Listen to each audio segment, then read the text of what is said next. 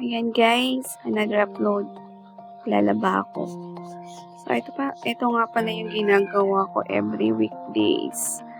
Basta pag may pasok, naglalaba ako ng uniform everyday.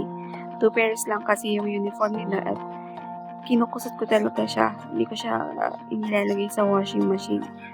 Pag kasi white uniform, kailangan kusutin mabuti. Pag sa washing machine, hindi naman siya gano'n natatanggal yung dirty, yung dumi. Lalo na pag pawisan yung dalawa kong anak, grabe, yung sa mismong collar. Sobrang dumi, so kusot talaga siya. So, after kong maglaba, naglinis na rin ako ng bahay. Inisip ko yung sala, bathroom din, nilinis ko na after ko maglaba. Sinampay ko na din yung damit. So, ilan lang yan sa ginagawa ko everyday. Kaya pag nanay ka, nako, lahat pagod sa'yo. Ayun.